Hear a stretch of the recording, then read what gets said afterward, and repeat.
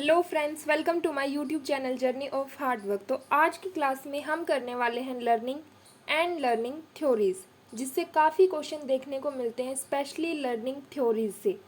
तो चलिए सबसे पहले जानते हैं कि लर्निंग क्या है। तो लर्निंग एक ऐसी मेंटल प्रोसेस है जिसके द्वारा व्यक्ति मैच्योरिटी की ओर बढ़ते हुए तथा अपने अनुभव जो भी उसे आज तक मिले हैं उन्हीं का लाभ उठाते हुए वो अपने व्यवहार में चेंज लेकर आता है। तो यही है लर्निंग। तो कुल मिलाकर आपके व्यवहार में जो चेंज होता है वही लर्निंग है। अब ये चेंज किसी भी वजह से हो सकता है, कोई बीमारी हो सकती है, कोई डर हो सकता है, या फिर कुछ और आपके अनुभव हो सकते हैं। लर्निंग की अलग अलग डेफिनेशंस दी गई हैं अलग अलग व्यक्तियों के द्वारा। तो गेट्स के अनुसार अनुभव द्वारा व्यवहार में परिवर्तन लाना अधिगम है, यानी लर्निंग है। तो गेट्स अनुभव अनुभव की बात करते हैं। इसी तरह वुडवर्थ ने परिभाषा दी है, नवीन ज्ञान और नवीन प्रतिक्रियाओं को प्राप्त करने की क्रिया अधिगम की प्रक्रिया है। तो वुडवर्थ नवीन ज्ञान और नवीन प्रतिक्रियाओं की बात करते हैं। इसके अलावा क्रो एंड क्रो लर्निंग के बारे में कहते हैं कि वो आदतों, ज्ञान और अभिवृत्तियों का अर्जन है। आदत, ज्ञान और आपकी अभिवृत्तियाँ। अब लर्निंग के फीचर्स क्या क्या हैं। तो लर्निंग यूनिवर्सल है, सार्वभौमिक है। आप कहीं पर भी चले जाओ, देश दुनिया के किसी भी कोने में आपकी लर्निंग होगी। आप हर जगह से कुछ ना कुछ सीख कर अडाप्ट करके ज़रूर आओगे। इसके अलावा लर्निंग होती है गोल ओरिएंटेड, ट्रांसफरेबल भी होती है और मीनिंगफुल होनी चाहिए। लर्निंग आपकी हमेशा चलती रहती है, आप हमेशा कुछ ना कुछ सीखते रहते हो, छोटे से होकर बड़े तक। ऑर्गेनाइजेशन ऑफ एक्सपीरियंसेस और एडजस्टमेंट का ही एक प्रोसेस है लर्निंग। इसके अलावा लर्निंग जो होती है वो इंटेंशनल होती है, ग्रेजुअल होती है और एक एक्टिव प्रोसेस है। इसके अलावा इंडिविजुअलाइज्ड प्रोसेस है और एक सोशल एक्टिविटी है। अब जानते हैं लर्निंग के स्टाइल्स के बारे में। तो लर्निंग के 3 स्टाइल्स हैं। विजुअल है, जहाँ पर आप किसी भी चीज़ को देखकर सीखते हो, कोई चीज़ जो आपके सामने है उससे। दूसरा है ऑडिटरी, जहाँ पर आप किसी चीज़ को सुन करके अपनी लर्निंग करते हैं। और तीसरा है साइकोमोटर, जहाँ पर आप लर्निंग बाय डूइंग कर रहे होते हैं। अब लर्निंग के टाइप्स क्या क्या हैं। तो एक है फॉर्मल, एक है इनफॉर्मल और तीसरा है नॉन फॉर्मल। अगर बात करें फैक्टर्स की कि कौन कौन से फैक्टर्स अफेक्ट करते हैं लर्निंग को, तो इसमें 2 टाइप के फैक्टर होते हैं। एक होता है पर्सनल और एक होता है एनवायरमेंटल। एनवायरमेंटल में क्या क्या आ जाएगा, आपके स्कूल रिलेटेड फैक्टर आएंगे। और स्कूल रिलेटेड में एक आपका स्कूल क्लाइमेट होगा और एक स्कूल कल्चर होगा। अगर बात करें पर्सनल फैक्टर्स की, तो इसमें सबसे पहले कौन से फैक्टर आएंगे, लर्नर रिलेटेड। लाइक आप मोटिवेट कितने हैं, आपकी एज क्या है, आप कितने मैच्योर हैं, आपकी इंटेलिजेंस क्या है। थकान भी प्रभावित करती है, आपकी फिजिकल एंड मेंटल हेल्थ। इसके अलावा आपकी रुचियाँ क्या है, आपका एटीट्यूड क्या है, एप्टीट्यूड क्या है, और आप सीखने के कितने इच्छुक हैं, और आपका एस्पिरेशन लेवल क्या है। एक सेल्फ कॉन्सेप्ट भी प्रभावित करता है। सेल्फ कॉन्सेप्ट में क्या क्या चीज़ें आ जाती है, आपकी सेल्फ इमेज, सेल्फ एस्टीम और सेल्फ एफिकेसी। एटीट्यूड में आता है किसी भी चीज़ को देखने का नज़रिया, आपके व्यू पॉइंट्स, आपके वैल्यूज़, बिलीव्स। जबकि एप्टीट्यूड में आता है कि आपके किसी काम को करने की योग्यता, किसी स्किल को एक्वायर करने की आपकी क्षमता। फॉर एग्जाम्पल सिंगिंग, डांसिंग, कुछ भी हो सकता है। अब बात कर लेते हैं एनवायरमेंटल फैक्टर्स की, जिसमें सबसे पहले आ जाता है टीचर रिलेटेड फैक्टर्स। अब टीचर रिलेटेड फैक्टर्स क्या होंगे कि टीचर लर्निंग एक्टिविटीज़। दूसरा, नॉलेज कितनी है सब्जेक्ट की टीचर को, उनका बिहेवियर क्या है, उनके टीचिंग मेथड्स क्या हैं। और वो कितना बच्चे को री कर रहे हैं। तो ये टीचर रिलेटेड फैक्टर हो गए। कुछ फैक्टर्स होते हैं जो एनवायरनमेंट में आते हैं कंटेंट रिलेटेड, यानी कि जो विषय वस्तु है वो उद्देश्यपूर्ण है या नहीं, उसकी संरचना, उसका स्ट्रक्चर कैसा है, उसका नेचर कैसा है, इसके अलावा वो क्रमबद्ध यानी सीक्वेंस में है या नहीं, उसकी क्वांटिटी कितनी है, और उसमें एक्सरसाइजेज का उचित विभाजन किया गया है या नहीं, उन्हें ठीक से डिवाइड किया गया है या नहीं। कुछ फैक्टर्स होते हैं सिस्टम रिलेटेड, लाइक बैठने की व्यवस्था कैसी है स्कूल में, और विद्यालय और परिवार का वातावरण कैसा है, इसके अलावा रोशनी आ रही है या नहीं, हवा आ रही है या नहीं, इसके अलावा उपकरण कितने हैं, कैसे हैं, प्रयोगशाला है या नहीं जहाँ पर बच्चे प्रयोग करके सीख सकें, तो ये सिस्टम में आ जाएंगे। अब कुछ होते हैं डोमेन्स ऑफ लर्निंग, जिसे हम याद रखते हैं कैप से, CAP कैप।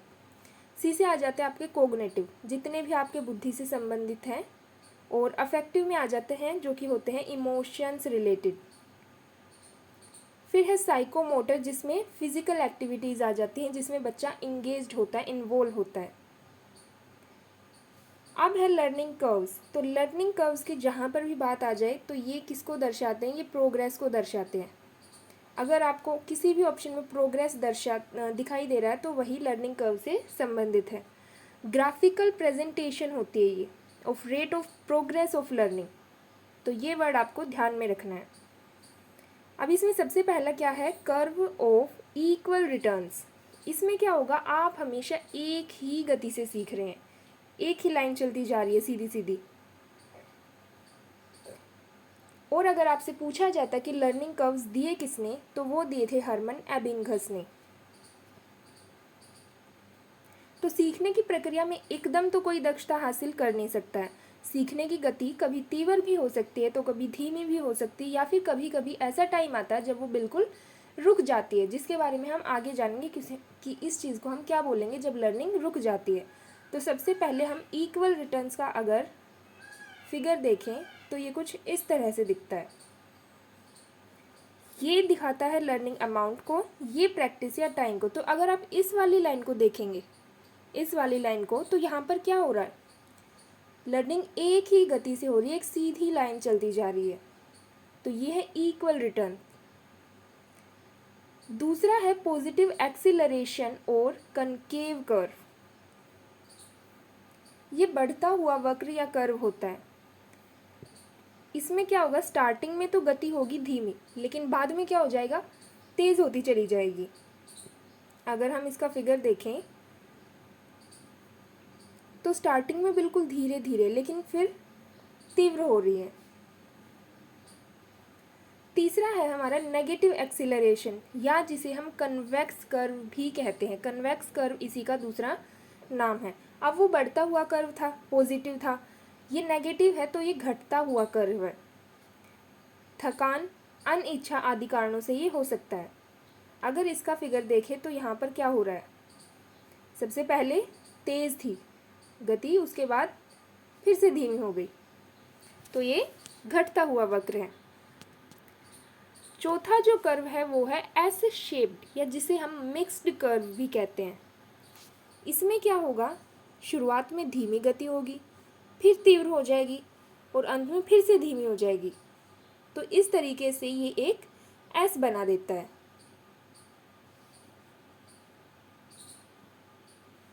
अब बात करते हैं प्लेट्यू इन लर्निंग। तो यही वो स्टेज है जब बच्चे की विकास की गति रुक जाती है, उसकी लर्निंग नहीं हो पाती है। अब इसके क्या क्या कारण हो सकते हैं, तो यहाँ पर नो प्रोग्रेस, कोई प्रोग्रेस नहीं होती, यानी ज़ीरो प्रोग्रेस होती है। ये एक long flat and horizontal stretch होता है। ये देखिए, यहाँ पर स्लो थी, फिर तेज़ हो गई, और अब आ गया है प्लेटू, यानी अब उसकी गति रुक गई है या बिल्कुल ही धीमी हो गई है। अब इसके रीज़न्स जान लेते हैं कि प्लेट्यू आता क्यों है, क्या क्या कारण हो सकते हैं इसके। तो कार्य की जटिलता, या फिर ज्ञान की सीमा, शारीरिक और मानसिक क्रिया नहीं हो पा रही है, इस वजह से भी प्लेट्यू आ जाता है। इसके अलावा थकावट इसका एक कारण हो सकता है, या फिर इंटरेस्ट नहीं है, वातावरण ठीक नहीं मिल रहा है, मैच्योर नहीं है बच्चा, या फिर कार्य के प्रति उदासीनता है और गलत आदतों से सीखना हो रहा है उसका, या फिर सीखने की अनुचित विधियां हैं। अब ये तो हो गए कारण। अब आप क्या करेंगे, सॉल्यूशन क्या? तो इसका एक सबसे बेस्ट सॉल्यूशन है कॉन्ड्यूसिव एनवायरनमेंट प्रोवाइड कीजिए, एक ऐसा एनवायरनमेंट जो उसके लिए बेस्ट है, जहाँ पर उसकी लर्निंग बेहतर होती है। ये लर्निंग स्टाइल्स हैं deep processing approach versus surface processing approach, field independent individual versus field dependent. यहाँ पर होल नहीं दिखाता है और यहाँ पर होल की बात करता है। इसके अलावा एक और है इम्पल्सिविटी वर्सेस रिफ्लेक्टिविटी। अब लर्निंग के बाद है transfer of learning. Transfer of learning क्या होता है? जब एक व्यक्ति किसी कौशल या अर्जित ज्ञान उसका उपयोग किसी अन्य परिस्थिति में, किसी अलग सिचुएशन में कर लेता है, तो वहाँ पर उसने क्या कर लिया, अपनी लर्निंग का ट्रांसफ़र कर लिया। फॉर एग्जाम्पल, एक विषय का सीखना किसी दूसरे विषय के सीखने में अगर सहायक है या बाधक है। अब अर्नेस्ट हिलगार्ड एक परिभाषा देते हैं कि अधिगम स्थानांतरण में एक क्रिया का प्रभाव दूसरी क्रिया पर पड़ता है। और गुथरी क्या कहते हैं इस बारे में कि अधिगम स्थानांतरण को व्यवहार को बढ़ाने और लागू करने की क्रिया के रूप में परिभाषित किया जा सकता है। अब आते हैं टाइप्स, ट्रांसफर ऑफ लर्निंग के टाइप्स, जो कि किसने दिए हैं? ये दिए हैं थॉर्नडाइक ने। सबसे पहला है पॉजिटिव। इसमें क्या होगा, एक परिस्थिति में जो आपने चीज़ सीखी है वो दूसरी सिचुएशन में आप यूज़ कर रहे हो और वहाँ पर वो सहायक सिद्ध हो रही है, तो ये है पॉजिटिव। फॉर एग्जाम्पल, आपने साइकिल चलाना सीखा है तो वो स्कूटी सीखने में मददगार रहेगा।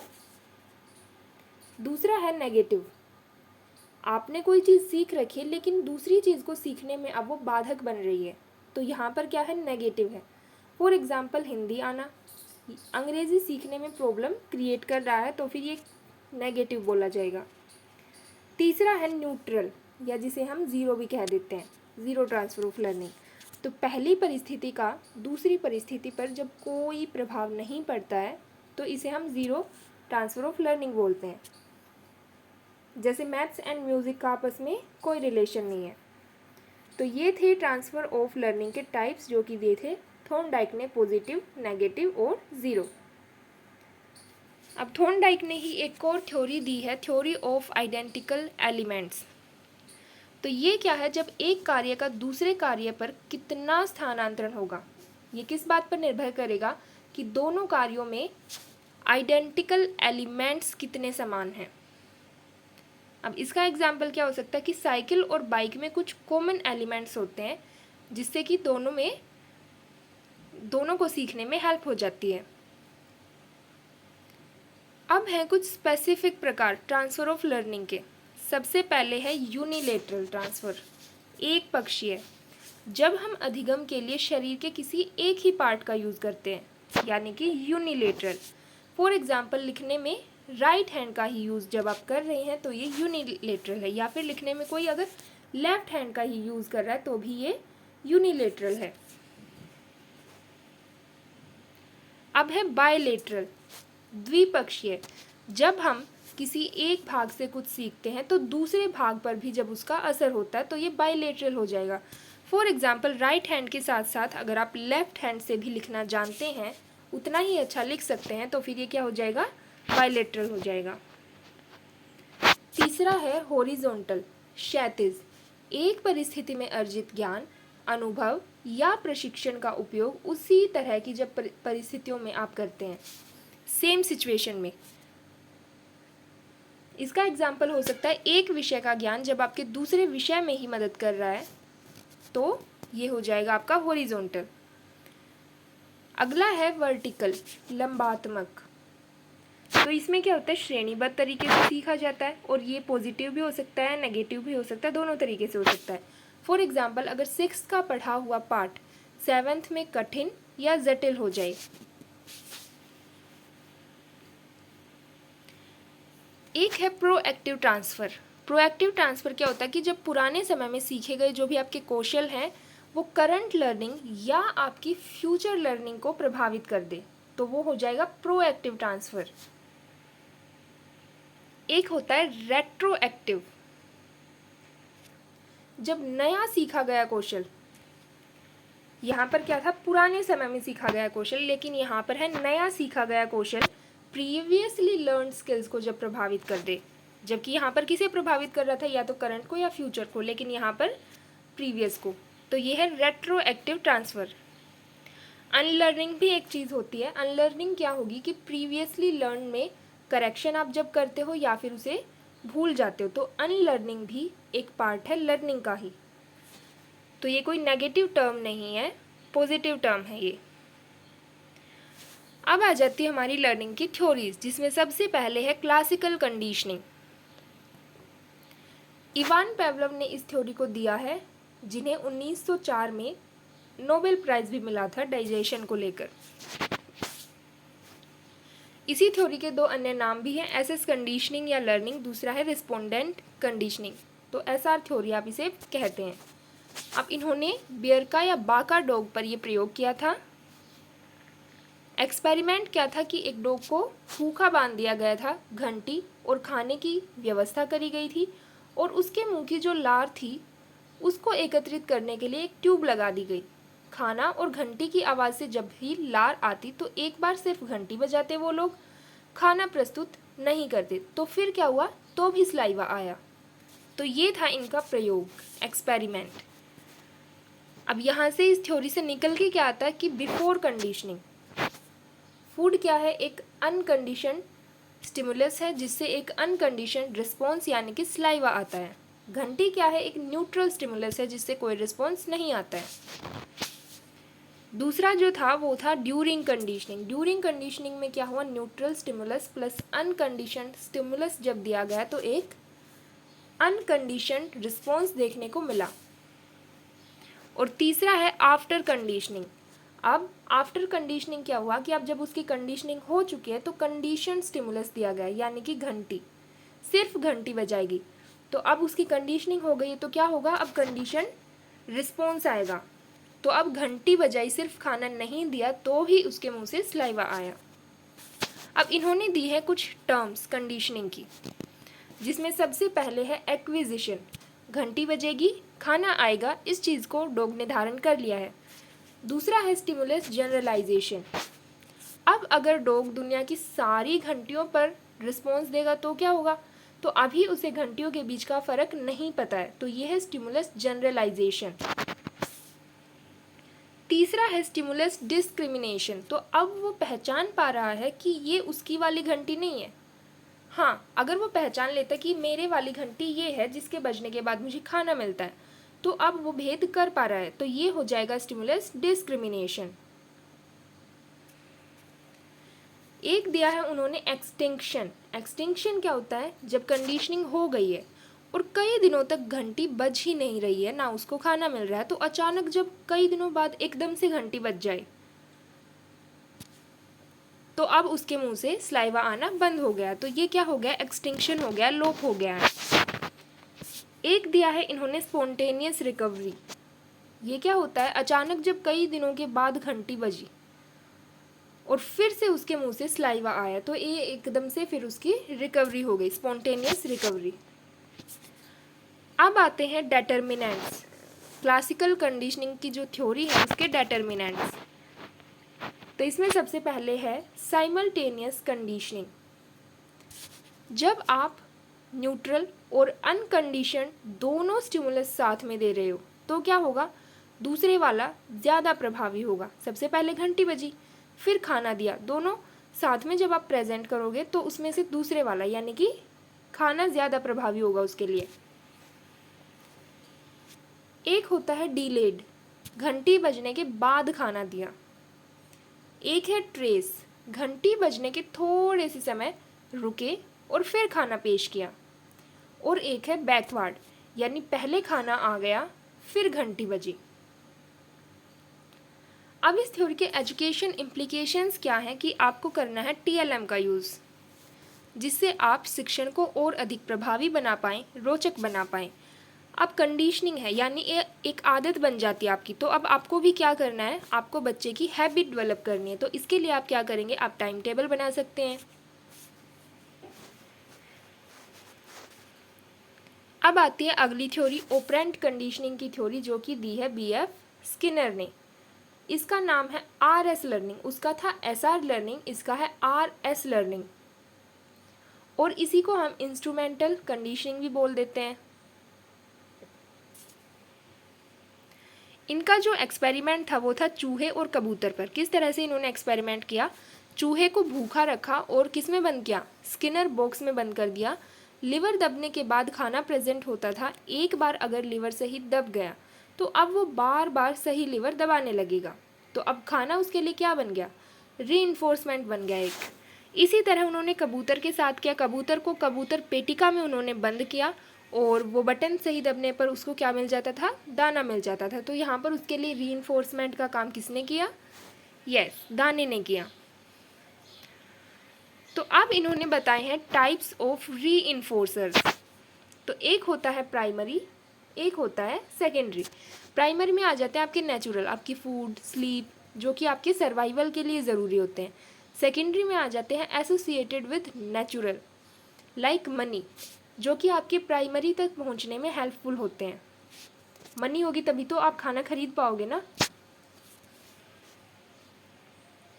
अब रीइंफोर्समेंट क्या होगा, वो आपके बिहेवियर को इंक्रीज करता है, और पनिशमेंट जो होगी वो हमेशा आपके बिहेवियर को क्या करेगी, डिक्रीज कर देगी। तो ऑपरेंट कंडीशनिंग में आपको दो चीज़ें देखने को मिली, रीइंफोर्समेंट और पनिशमेंट। रीइंफोर्समेंट भी दो तरह का होता है, पॉजिटिव और नेगेटिव। सेम पनिशमेंट भी दो तरह की होती है, पॉजिटिव और नेगेटिव। इतना हमने जान लिया कि रीइंफोर्समेंट चाहे कोई सा भी हो, पॉजिटिव हो या नेगेटिव हो, लेकिन वो करेगा क्या, वो व्यवहार को बढ़ाएगा। लेकिन जो पनिशमेंट होगी वो भले ही पॉजिटिव हो या फिर नेगेटिव हो, किसी भी तरह की हो, लेकिन वो हमेशा व्यवहार को क्या करेगी, वो डिक्रीज करेगी। पॉजिटिव में आपका स्टिमुलस प्रेजेंट होता है, जबकि नेगेटिव में स्टिमुलस रिमूव्ड होता है। सेम पनिशमेंट में पॉजिटिव है तो स्टिमुलस प्रेजेंट होगा, नेगेटिव है तो स्टिमुलस रिमूव्ड होगा। उसके बाद हैं शेड्यूल्स ऑफ रीइंफोर्समेंट, फिक्स्ड और वेरिएबल। तो फिक्स्ड रेशियो की अगर बात करें तो आपको तय करके दे दी जाती कि हाँ आपकी इतनी ही सैलरी है, 10,000 सैलरी है या मान लो 20,000 सैलरी है, तो फिक्स्ड है, तो ये फिक्स्ड रेशियो कहलाएगा। अगर वेरिएबल की बात करें तो आपको पहले मिली 20,000, फिर आपकी 25,000 हो गई, तो ये क्या आ गया, वेरिएशन आता चला गया। इसी तरह फिक्स्ड इंटरवल में क्या होगा कि आपको सैलरी मिलेगी भाई 15 दिन में ही, ना उससे पहले ना उससे लेट। लेकिन अगर वेरिएबल में इसे देखा जाए तो पहले आपको मिल रही है 30 दिन में, फिर आपकी 10 दिन में भी मिलने लग गई, फिर आपको फिर से बोला कि नहीं 15 दिन में मिलेगी। अब स्किनर ने एक टर्म दी है शेपिंग। शेपिंग क्या होती है, जब आपको किसी चीज़ की आदत डलवा दी जाती है या फिर किसी चीज़ की आदत आपकी छुड़वा दी जाती है, तो आपको क्या कर दिया, आपको एक तरह से आकार ही दिया गया, आपकी शेपिंग कर दी गई। इन्होंने ही बात की है टोकन इकोनॉमी की भी। टोकन इकोनॉमी क्या होता है कि आपको बिहेवियर से इसमें टोकन मिलते हैं। फॉर एग्जांपल आपको 5 स्टार्स मिल गए और 5 स्टार मिलने पर आपको एक कंप्यूटर दे दिया गया, तो यहाँ पर ये टोकन इकोनॉमी एक रेनफोर्समेंट की तरह उस बच्चे के लिए काम कर रही है। इसके अलावा एक और टर्म इन्होंने दी है स्किनर ने, प्रोग्राम्ड इंस्ट्रक्शन, और साथ ही साथ इन्होंने बात की है कंप्यूटर असिस्टेड इंस्ट्रक्शन की भी। अब प्रोग्राम्ड इंस्ट्रक्शन क्या होता है कि इसमें छोटे छोटे स्टेप्स लिए जाते हैं, बच्चा एक्टिव पार्टिसिपेशन भी करता है, रिस्पोंड कर रहा है बच्चा रीइंफोर्स्ड भी है। इसके अलावा वो खुद की मेहनत से लर्निंग बाय डूइंग भी कर रहा है, वो सेल्फ इवेलुएट भी कर रहा है खुद को, और इसके साथ साथ उसको इमीडिएट फीडबैक भी मिल जाता है। तो ये है प्रोग्राम्ड इंस्ट्रक्शन। अब इसके बाद आती है हमारी अगली थ्योरी, ट्रायल एंड एरर की थ्योरी, जो कि दी है E.L. थॉर्नडाइक ने, और यहाँ से आपको याद रखना कि E.L. थॉर्नडाइक को बोला जाता है एजुकेशनल साइकोलॉजी का फादर। अब इन्होंने क्या किया, इन्होंने स्टिमुलस रिस्पॉन्स बॉन्ड, इसी थ्योरी को स्टिमुलस रिस्पॉन्स बॉन्ड के नाम से भी जाना जाता है। इसके अलावा कनेक्शनिज्म थ्योरी के नाम से भी जाना जाता है। सॉरी, मैंने वो फर्स्ट थ्योरी में आपको SR बता दिया, SR इस वाली थ्योरी को बोला जाता है। अब इस थ्योरी के अन्य नाम थे ये, साथ ही इसे प्लेजर पेन थ्योरी भी कह देते हैं, स्टिमुलस रिस्पॉन्स यानी SR, और बॉन्ड और कनेक्शनिज्म। इनका एक्सपेरिमेंट किस पर था, कैट पर था। इन्होंने एक भूखी बिल्ली को एक पजल बॉक्स में रखा, एक बटन दबाने पर वो खुलता था, बाहर फूड यानी कि फिश रखी गई थी जो कि उसके लिए एक स्टिमुलस का काम कर रही थी। स्टिमुलस एक तरह का लालच होता है। रैंडमली हाथ पैर मारे गए, तो अब क्या हुआ, अब किसी एक बार तो उसका सही बटन दबेगा ना और वो बाहर आएगी। तो अब जैसे जैसे स्टिमुलस रिस्पॉन्स बॉन्ड मजबूत हुआ, उसकी लर्निंग हो गई। और अब क्या करेगी, अब एक बार अगर उसने सही बटन दबा दिया बिल्ली ने, तो अब उसकी लर्निंग हो चुकी है कि हाँ मुझे ये बटन इस तरीके से दबाना है, इस तरह से जाना है और दबाना है। तो अब वो क्या करेगी, जल्दी जल्दी बाहर आ सकती है क्योंकि उसकी लर्निंग हो चुकी है। तो अब उसकी गलतियाँ कम होती चली जाएंगी। तो यहाँ पर मोटिवेशन क्या है उसके लिए, स्मेल, और ड्राइव क्या है उसकी, हंगर।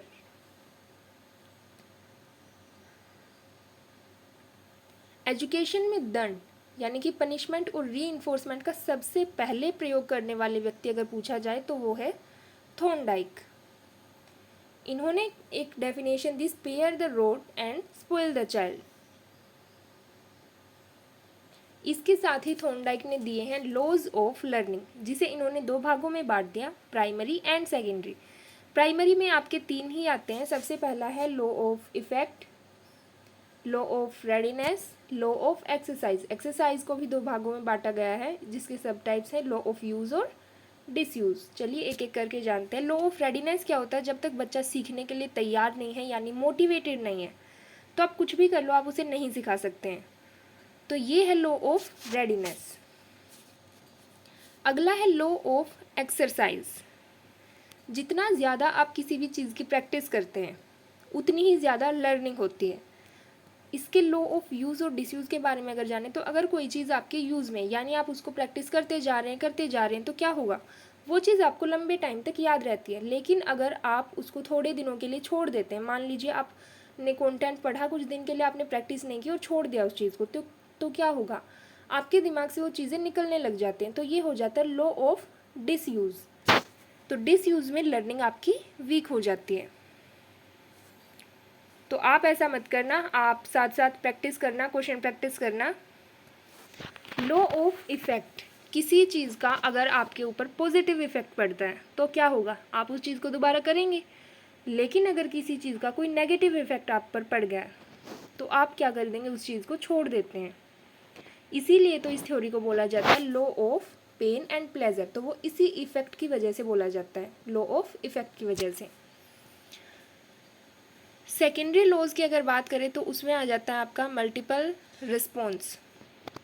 मल्टीपल रिस्पॉन्स में क्या होगा कि इसमें बहुत सारे रिस्पॉन्सेज आ जाते हैं। जैसे बिल्ली ने क्या किया, रैंडम मूवमेंट्स की, सबसे पहले तो अलग अलग तरीक़ों से कोशिश की उस बटन को दबाने की, बाहर निकलने की, तो यहाँ पर उसके मल्टीपल रिस्पॉन्सेज आ गए।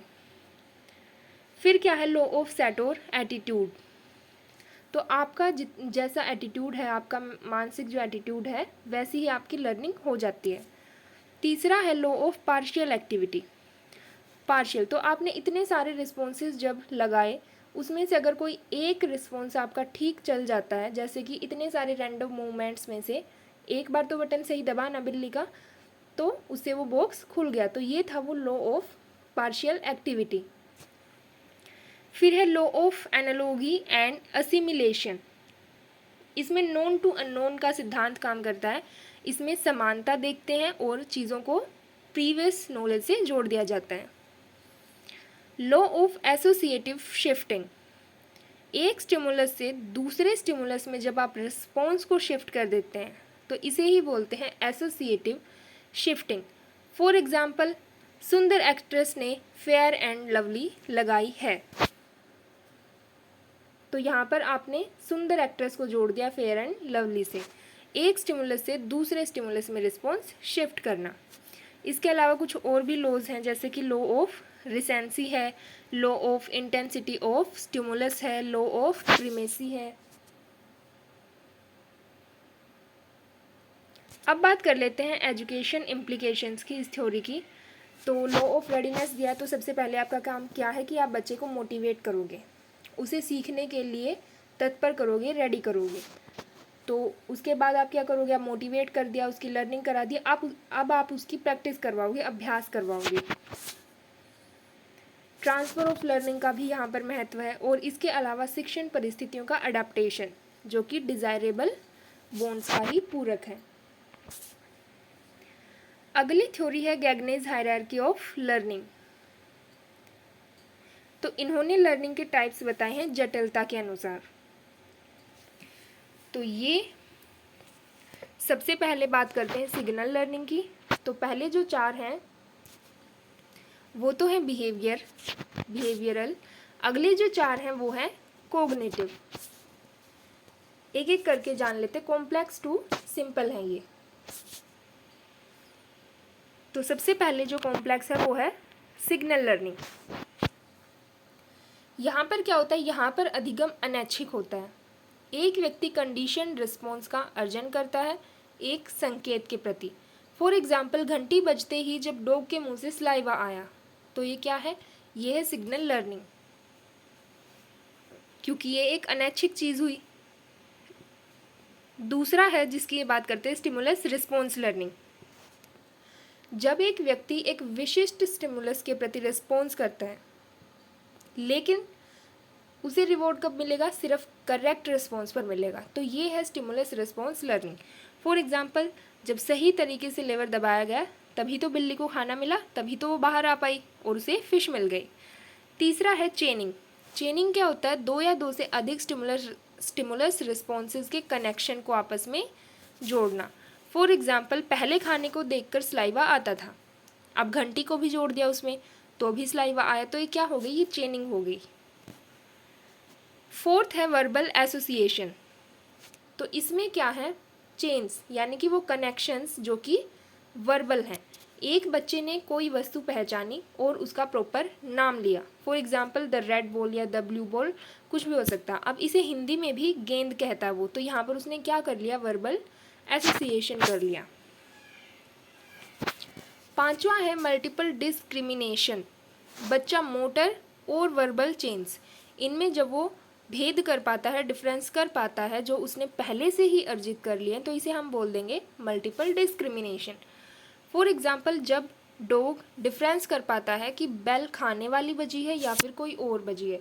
फॉर एग्जाम्पल, पास ही एक स्कूल है, मान लो स्कूल की बेल बज गई, अब डॉग सोचे कि अरे अब मुझे खाना मिलेगा, तो नहीं, यहाँ पर डॉग क्या कर रहा है, उसे पता है दोनों घंटियों में फ़र्क क्या है, मेरे वाली घंटी कौन सी है, तो ये है मल्टीपल डिस्क्रिमिनेशन। अगला है कॉन्सेप्ट लर्निंग। कॉन्सेप्ट लर्निंग में क्या होगा, किसी भी कॉन्सेप्ट को सीखने के लिए अलग अलग स्टिमुलस होते हैं। बालक स्टिमुलस के प्रति उसकी जो एब्स्ट्रैक्ट विशेषताएं हैं उनके आधार पर जब वो रिस्पॉन्स देता है तो उसे कॉन्सेप्ट लर्निंग आ जाती है। फॉर एग्जाम्पल, ये वाला एग्जाम्पल आप देख सकते हैं, सबसे पहले है ट्रायंगल, फिर है सर्कल, फिर है स्क्वायर। तो इसको शेप, कलर आदि से जब वो पहचानने लगता है तो इसी को हम क्या बोलेंगे, कॉन्सेप्ट लर्निंग बोल देंगे। अगला है रूल लर्निंग। एक रूल सीखने में हम 2 या उससे अधिक कॉन्सेप्ट रिलेट कर सकते हैं। फॉर एग्जाम्पल, 100 डिग्री सेल्सियस पर पानी उबलता है, तो यहाँ पर तापमान का भी कॉन्सेप्ट क्लियर हो गया और बॉइलिंग पॉइंट का भी, तो 2 कॉन्सेप्ट एक ही रूल से रिलेट कर दिए गए, इसी को बोलते हैं रूल लर्निंग। अगला है प्रॉब्लम सॉल्विंग, लास्ट स्टेप।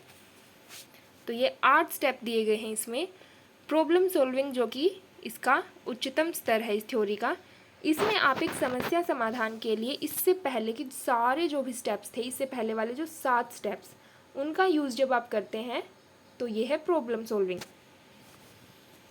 अब इसके साथ साथ इन्होंने बात की varieties of learning identified by Gagne. तो वैराइटीज़ कौन सी बताई इन्होंने, verbal information skill, intellectual skill, motor skill, cognitive strategies और एटीट्यूड्स। इसे आप विम CA से याद रख सकते हैं, या फिर विमका VIM और CA विमका। इसके अलावा आपको जो भी ट्रिक सही लगे आप वही बना सकते हैं। अगली थ्योरी है Flanders interaction analysis categories FIAC। अब इसमें बताए गए हैं तरीके किसके, इंटरैक्शन के, कि आप क्लास में इंटरैक्ट कैसे करेंगे। तो सबसे पहले इसमें आते हैं 7 स्टेप जो कि हैं टीचर टॉक के। Teacher accepts pupils feeling. दूसरा है कि वो प्रेज करे प्यूपिल्स को, इनकरेज करे, इसके साथ साथ वो उनके आइडियाज़ को यूज़ भी करे, क्वेश्चन भी पूछे, लेक्चर्स भी दे और डायरेक्शन भी दे। इसके अलावा क्रिटिसाइज़ भी करे और जस्टिफाई भी करे। उसके बाद 7 स्टेप तो ये हो गए। उसके बाद 8वां और 9वां 2 स्टेप आ जाते हैं प्यूपिल टॉक के, जिसमें क्या क्या आता है कि प्यूपिल जो हैं वो रिस्पॉन्स कर रहे हैं टीचर को और बात करने में इनिशिएट कर रहे हैं। फिर 10वां स्टेप आ जाता है साइलेंस का, जिसमें साइलेंस है या तो फिर होती है कन्फ्यूज़न अगर साइलेंस नहीं है तो। अगली थ्योरी है बेंड्यूराज ऑब्जर्वेशनल लर्निंग या सामाजिक अधिगम सिद्धांत। तो ये पहले व्यवहारवादी थे, फिर ये सोशल कोग्निटिविस्ट बन गए, तो ये है सोशल लर्निंग थ्योरी। इसी थ्योरी के बहुत सारे नाम हैं, जैसे कि है SCL सोशल लर्निंग थ्योरी जो मैंने अभी बताया। इसके अलावा SCT भी इसे बोलते हैं, यानी कि social cognitive theory. Observational learning भी बोलते हैं, इमिटेटिव लर्निंग भी बोलते हैं, बोबोडोल एक्सपेरिमेंट के नाम से भी इसे जाना जाता है, रेसिप्रोकल डिटर्मिनिज्म और सेल्फ एफिकेसी। बोबोडोल एक्सपेरिमेंट क्या था कि एक ऐसी डोल जो कि पंच करने पर गिरती नहीं थी बल्कि वापस खड़ी हो जाती थी। इस पिक्चर में आप देख सकते हैं। एक वीडियो में क्या हुआ, कुछ बच्चों को तो स्नेह दिखाया गया तो दूसरे बच्चों को हिंसा वाली फिल्म दिखाई गई। अब बच्चों ने सेम ऑब्जर्व किया और एक्सपेरिमेंट किया फिर उसी बोबो डोल पर। अब क्या होगा, जिसने गुस्से वाली फिल्म देखी वो क्या करेगा, बोबो डोल को खूब मारेगा, बिल्कुल सारा गुस्सा निकाल देगा अपना। लेकिन जिसने स्नेह वाली फिल्म देखी है वो क्या करेगा, वो बेचारा कुछ नहीं करेगा क्योंकि उसने वो चीज़ें ऑब्जर्व ही नहीं की है। तो ये था इनका एक्सपेरिमेंट। अब ये इन्होंने कुछ टर्म्स दिए हैं, जिसमें सबसे पहले आ जाती है विशेरियस लर्निंग, यानी कि जब आप इनडायरेक्ट सोर्सेज से लर्निंग करते हैं तो ये हो जाती है विशेरियस लर्निंग।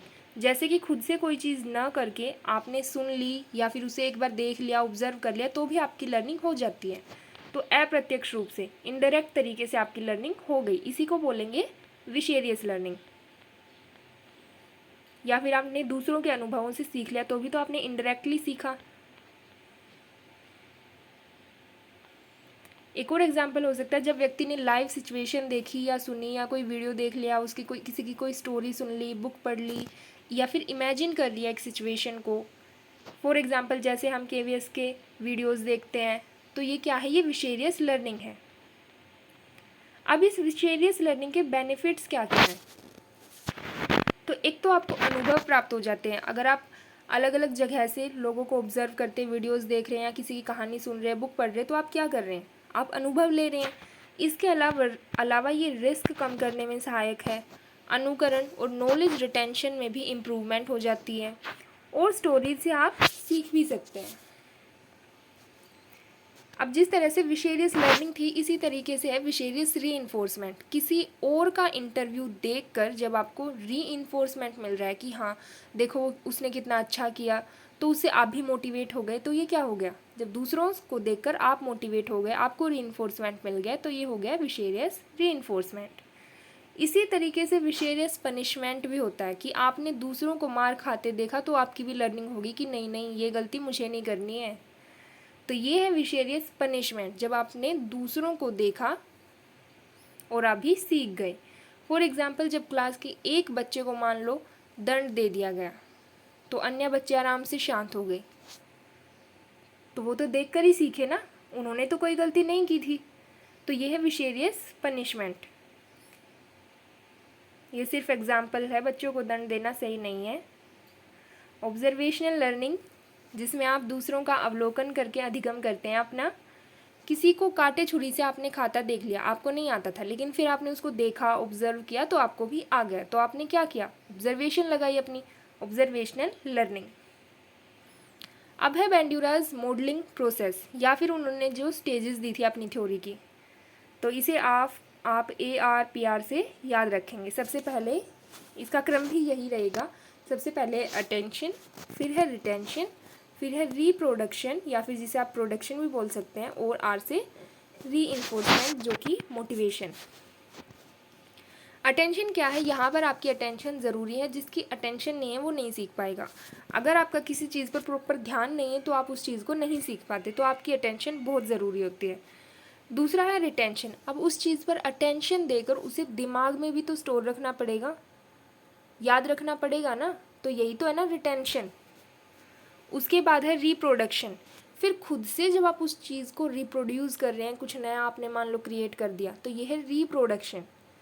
और लास्ट है मोटिवेशन। अब इस बीच में कुछ गलतियाँ होंगी, आपको बहुत कुछ सीखने को भी मिलेगा, आप मोटिवेट भी हो जाएंगे, तो यहाँ पर क्या हो जाएगा, फिर आपकी लर्निंग और ज़्यादा इम्प्रूव हो जाएगी, तो यही है मोटिवेशन।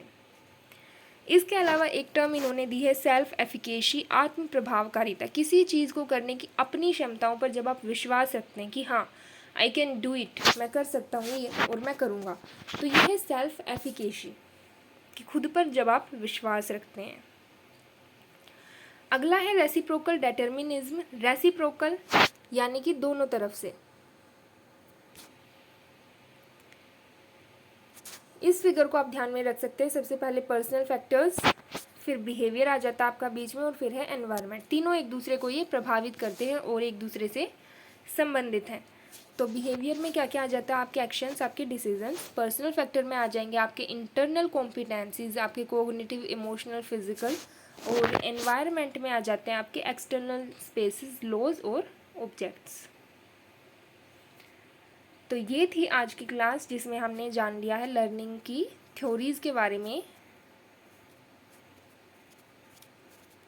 अब अगर आप इसी से जुड़े, इस चैप्टर से जुड़े क्वेश्चन प्रैक्टिस करना चाहते हैं तो आप टेलीग्राम ग्रुप पर कर सकते हैं। हमारे टेलीग्राम का लिंक आपको अबाउट सेक्शन में भी मिल जाएगा और डिस्क्रिप्शन बॉक्स में मिल जाएगा। तो मिलेंगे अगली वीडियो में नेक्स्ट टॉपिक के साथ। Thank you.